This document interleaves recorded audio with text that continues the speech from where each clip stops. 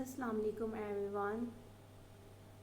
First of all, with the name of Allah, Bismillahir Rahmanir Rahim. My name is Sana Azhar, and today my topic is dyspraxia. Dyspraxia basically is a brain-based motor disorder and that affect in our fine and gross motor skills and coordination, language and speech, etc. And can affect learning, but it's not related to our intelligence. But sometimes it can affect cognitive skills. Dyspraxia sometimes used interchangeably with developmental coordination disorder. Although dyspraxia often exists with dyslexia, dysgraphia or dyscalculia etc. Dyspraxia basically हमारे पास neurologically disorder है जो ये affect करता है हमारी fine और gross motor skills को। Basically हमारी फाइन मोटर स्किल्स वो हैं जो हमारे हैंड से रिलेटेड हैं, जो भी हम अपने हैंड से वर्क को करते हैं वो हमारी फाइन मोटर स्किल्स में आती हैं। ऑन दी अदर हैंड अगर हम लोग ग्रॉस मोटर स्किल्स की बात करें तो ये इसमें ऐसे वर्क आते हैं या ऐसे टास्क आते हैं जो हम अपने लेग या अपने फुट से कंप्लीट करते हैं। ये हमारी कोऑर्डिनेशन में भी डिस्टरबेंस को क्रिएट कर रही होती है, हमारी लैंग्वेज, हमारी स्पीच वगैरह पे अफेक्ट करती है। ये इसके अलावा हमारी लर्निंग पे भी अफेक्ट करती है। ये रिलेट नहीं करती हमारी इंटेलिजेंस से, लेकिन हम लोग कहते हैं कि ये कहीं ना कहीं अफेक्ट कर रही होती है हमारी कॉग्निटिव स्किल से। डिस्प्रैक्सिया जिसे है, जिस बच्चे को है, अब ये ज़रूरी नहीं कि ना बस उसको डिस्प्रैक्सिया है बल्कि उसके साथ दूसरे लर्निंग एबिलिटीज़ भी हो सकती हैं। जैसे डिस्प्रैक्सिया वाले बच्चे को डिसकैल्कुलिया भी हो सकता है, या उसको डिस्ग्राफिया हो सकता है, या साथ डिसलेक्सिया हो सकता है।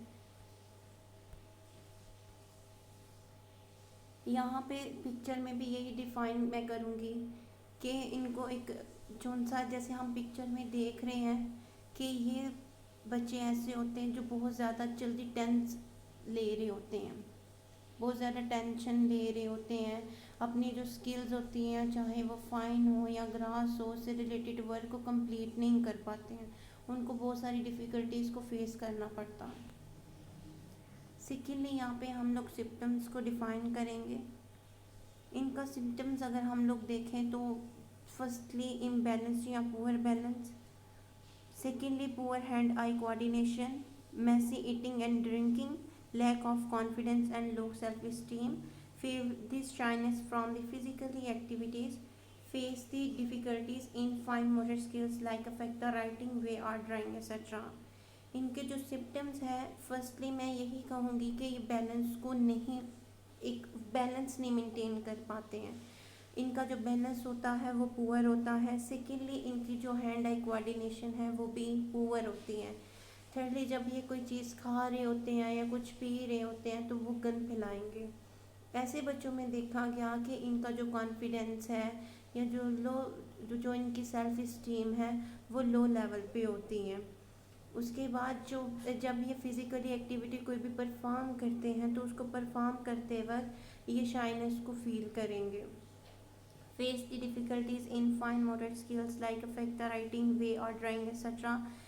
फॉर इंस्टेंस कि अगर ये फाइन मोटर स्किल्स को परफॉर्म कर रहे हैं जिसमें हमारी ड्राइंग वगैरह आ जाती हैं या राइटिंग वे, तो ये उसको फेस करेंगे डिफ़िकल्टीज़ में, यानी कि इनको बहुत सारी प्रॉब्लम्स को फेस करना पड़ेगा। उसके अलावा यहाँ पे डायग्नोसिंग डिस्प्रैक्सिया कि हम कैसे डायग्नोस कर सकते हैं dyspraxia. Dyspraxia is a development coordination disorder DCD. There are no specific medical tests to diagnose dyspraxia because some factors such as the dyspraxia such as fine motor skills, gross motor skills, developmental milestone and mental abilities. अगर हम लोग इसको diagnose करें तो इसका कोई specific medical test नहीं है कि जिससे हम कह सकते हैं कि हम इसको डायग्नोस कर सकते हैं। हम इसको थ्रू जज करते हैं कुछ फैक्टर से, जैसे हमारे पास फाइन मोटर स्किल्स आ रही हैं, ग्रॉस मोटर स्किल्स आती हैं, या डेवलपमेंटल माइलस्टोन या मेंटल एबिलिटीज़। हम उसकी जो फाइन मोटर स्किल्स हैं इसमें हम उसकी फिंगर की मूवमेंट्स को देखेंगे या ऐसे काम उसको करते हुए देखेंगे कि वो सही तरह से परफॉर्म कर भी रहा है कि नहीं।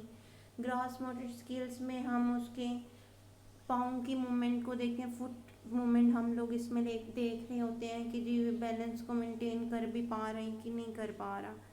डेवलपमेंटल माइलस्टोन के जिस डेवलपमेंटल माइलस्टोन यही होता है कि बच्चा उस स्टेज में रह के अपने जो टास्क कंप्लीट करता है। लेकिन जो डिस्प्रेक्सिया वाले बच्चे होते हैं इनकी डेवलपमेंटल माइलस्टोन जो सी डेवलपमेंटल है वो डिले हो रही होती है। यानी अगर बच्चा 3 साल का है, 3 साल का हो गया है लेकिन वो फिर भी नहीं चल रहा, तो ऑब्वियसली कि जो उसकी डेवलपमेंट है वो डिले हो गई है। इसमें डेवलपमेंटल माइलस्टोन जो सी है वो बच्चे की रुक जाती है। बच्चा जिस एज में होता है उस एज के या उस स्टेज के टास्क या वर्क को कंप्लीट नहीं कर पाता। अफेक्ट होता है हमारी मेंटल एबिलिटीज से। इसमें मेंटल एबिलिटीज़ यही है कि हमारी लर्निंग वगैरह, हमारी मेमोरी, कि बच्चा जो कुछ सीख रहा है क्या वो मेमोरी में स्टोर हो भी रहा है कि नहीं, उसकी मेमोरी जो सी है उसके अंदर इतनी कैपेसिटी है कि वो उसको स्टोर इजीली कर पा रहे हैं कि नहीं।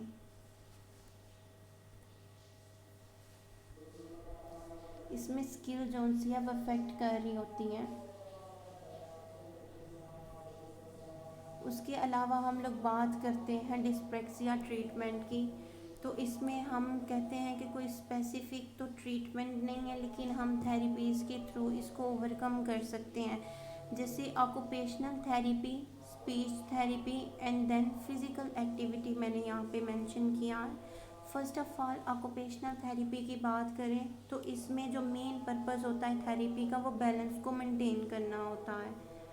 For instance, occupational therapy can help improve the patient balance and coordination, difficult tasks convert and handle the easy way। इसमें हम लोग बैलेंस को देख रहे होते हैं, जो बच्चे को डिफ़िकल्टी टास्क लग रहे हैं उसको हमने इजी कैसे बनाना है, हम इस थेरेपी के थ्रू ये देख रहे होते हैं। और इसमें हम लोग ये कर रहे हैं कि बच्चे को ज़्यादा से ज़्यादा प्रैक्टिस कराई जाती है ताकि जो उसकी स्किल्स हैं वो इन्हेंस हो सकें। सेकेंडली हम इधर बात करते हैं स्पीच थेरेपी की। Speech therapy help if the patient is unable to pronounce word correctly. इसमें हम कहते हैं कि स्पीच थेरेपी हेल्प कर रही होती है प्रोनाउंसिएशन में, कि पेशेंट को कहाँ प्रोनाउंस करने में डिफ़िकल्टी पेश आ रही है, कौन सा वर्ड उसे ठीक तरह से नहीं प्रोनाउंस हो रहा। For instance therapist focus mouth and tongue, इसमें उसके माउथ और उसके टंग पे फोकस किया जाता है।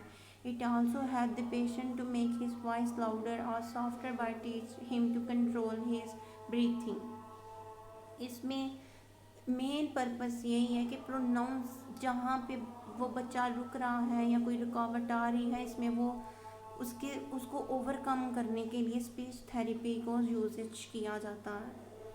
थर्डली हम लोग बात करते हैं फिज़िकल एक्टिविटी की। फिज़िकल एक्टिविटी में हम कहते हैं कि इसमें कोई टास्क दे दिया जाता है बच्चे को, कोई गेम्स वगैरह दी जाती हैं जो related to fine and gross motor skills से हों ताकि बच्चा उसको इजीली परफॉर्म कर सके, उसकी प्रैक्टिस हो रही होती है।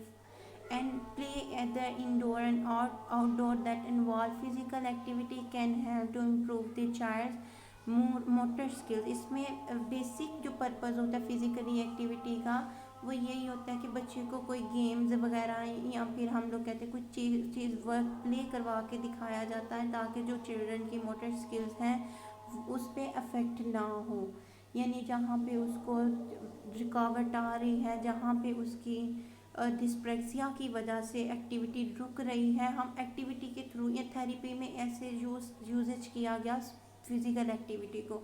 तो इसमें मेन पर्पज़ यही है कि हम लोग गेम्स के थ्रू, चाहे गेम्स ऐसी होती हैं कि जिसमें हम लोग फाइन मोटर स्किल्स और जो सी हैं ग्रॉस मोटर स्किल्स का यूजेज करते हैं, तो यही है कि उसके ज़रिए हम इम्प्रूव करवा सकते हैं डिस्प्रेक्सिया को।